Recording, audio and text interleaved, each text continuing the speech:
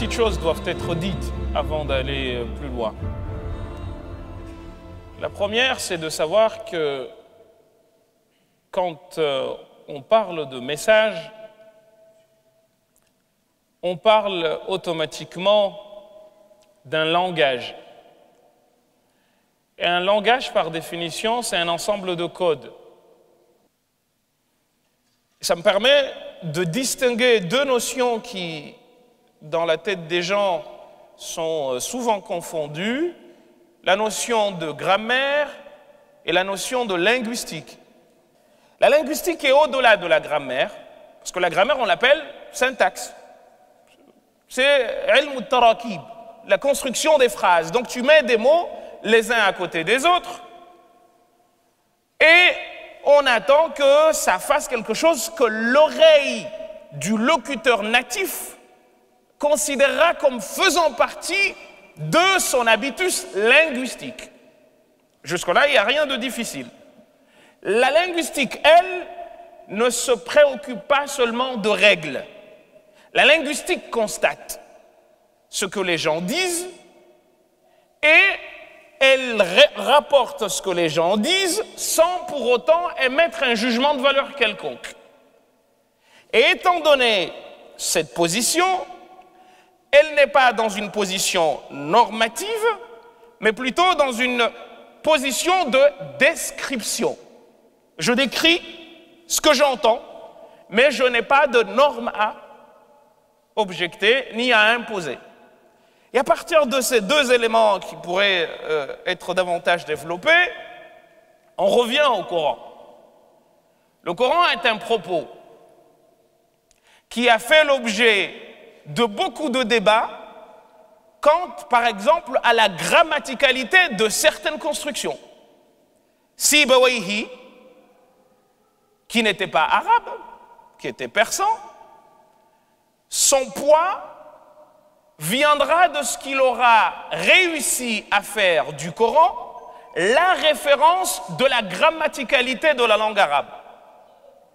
C'est surtout ça le point le plus important, le rôle que Sibawayhi a joué, au-delà des règles, au-delà de son fameux livre, le Kitab, son poids ou sa valeur ajoutée a été justement d'arriver à faire en sorte que l'on considère le Coran comme étant la référence de la grammaticalité de la langue arabe. En gros, ce que va dire une construction grammaticale de la langue arabe, eh bien, du Coran, ce sera la bonne construction. Mais ce n'était pas gagné au tout début, je n'aurai pas le temps de rentrer dans ces détails-là, parce que ce n'est pas ce qui nous importe aujourd'hui. Mais pour répondre à la question du frère, le prophète sallallahu alayhi wa sallam, dans un hadith très connu, nous dit que chaque prophète, ma min nabiyyin, illa wa utiya ma alayhi amana al-bashar, ou ma bihi amana al-bashar. Chaque prophète a reçu quelque chose qui était en adéquation avec les habitus psychologiques et intellectuels, voire scientifiques, des gens de son temps. Et il dit, moi, ana utitu kitaban. Moi, on m'a donné un livre. Et kitab en arabe veut dire al-jama', ce qui regroupe. Moi, on m'a donné un livre. Donc, on m'a donné une parole. Et cette parole est à considérer comme l'équivalent de ce que Moussa a reçu, les miracles que Moussa a eus. C'était en rapport avec la défiance de la magie. Eh bien, moi, j'ai reçu une parole. Or, comme je vous ai dit tout à l'heure, qui dit parole dit essentiellement deux niveaux. Le niveau de la construction et le niveau du sens que l'on en tire.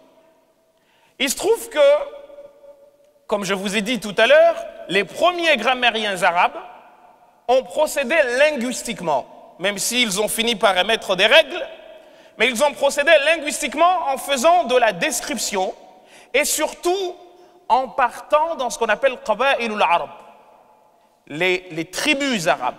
comment les tribus arabes disaient, comment les tribus arabes parlaient.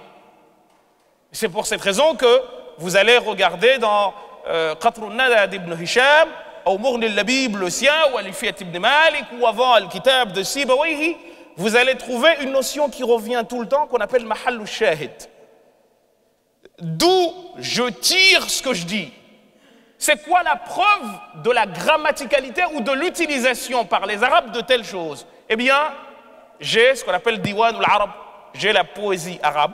Je vais revenir à la poésie. Vous avez par exemple le fa'il en arabe ou le mubtada, il est toujours marfoua. Mais vous avez, dans Qatr al-Nada par exemple, ce qui me vient en tête tout de suite, des exemples où ce n'est pas le cas. Où vous avez un vers qui est très connu, qui nous donne le nom de Hadami. إذا قالت حذامي فصدقوها فإن القول ما قالت حذامي. Hadami, c'est pas marfoua. Il n'y a pas de dhamma. Et du coup, eux, ils vont te dire non, Hadami, ça fait partie des noms qui peuvent être sujets et qui ne se termineront pas par dhamma. Mais c'est quoi la preuve? Eh bien, on dit, les Arabes, les tribus arabes, ou certaines tribus arabes, ou une tribu arabe telle, et ils la donnent, avaient l'habitude de dire comme si. Ça, c'est par rapport à la construction, donc à la grammaire. Mais également par rapport au sens, la linguistique est là pour nous dire que le mot, c'est quelque chose qui n'existe pas, au risque de vous étonner. En réalité, le mot, la meilleure définition du mot, c'est de dire que c'est ce qui sépare deux blancs graphiques. Le mot n'existe que quand il est écrit. Mais quand vous prenez un mot, n'importe lequel, vous allez trouver qu'il est lui le fruit de plusieurs éléments qui ont concru à sa réalisation, notamment les mots dits dérivés. Et à partir de là, qu'est-ce qui se passe? Vous considérez, ou vous êtes obligé de considérer qu'il y a plusieurs niveaux, non seulement de lecture, mais aussi et surtout de construction qui amène à un niveau qui est celui que l'on voit, qu'on appelle chez les grammairiens chomskiens la structure de surface. Ils ont ce qu'on appelle la structure profonde, deep structure, et vous avez la structure de surface, c'est-à-dire là où nous entendons les choses. J'ai souvent l'habitude d'embêter les étudiants avec un exemple. Comment vous dites absolument? Là, si je voulais vous embêter, vous aurez une difficulté énorme à me dire comment vous vous apercevez de cela. Tout le monde me dira, je dis B. Or, c'est pas vrai, on ne dit pas B, on dit P. Mais là, c'est un problème des yeux. On appelle ça une synesthésie. C'est que j'ai l'habitude d'entendre que, donc, le visuel va agir sur mon mental et me faire croire que je dis un B là où absolument je ne peux dire qu'un P. Parce qu'il y a un phénomène phonologique dit d'assimilation régressive qui fait que le B ne se prononce pas P parce qu'il est suivi d'un S et au lieu d'être voisé, il devient sourd. Donc P et B, on appelle ça des bilabiaux. P, B. Ce qui distingue P de B, c'est que quand je dis B, les cordes vocales bougent, et quand je dis P, il n'y a rien qui se passe. Vous pouvez vous amuser à toucher ici. Et comme le S, c'est l'équivalent du Z, parce que Z, ça bouge, S, il n'y a rien. C'est la même chose. Ben, le S va agir sur le B pour en faire un P, au lieu d'absolument, avec un B, vous dites absolument. C'est assez marrant, hein? C'est curieux. Le linguiste, c'est un peu ça son travail, un peu foufou. Mais tout ceci pour vous dire que ces différentes strates, je vais vous embêter beaucoup aujourd'hui, parce qu'on nous a demandé, ce n'est pas quelque chose d'habituel. Hein? C'est pas rare souvent qu'on aborde ces questions dans les mosquées, mais il faut quand même qu'on participe à élever le niveau, parce que le livre exige que nous élevions le niveau.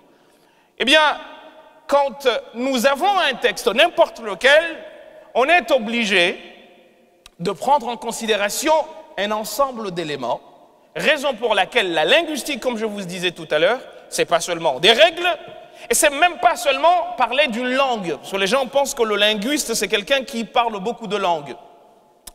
En fait, le linguiste, il va vous prendre l'am al-mu'arrafa.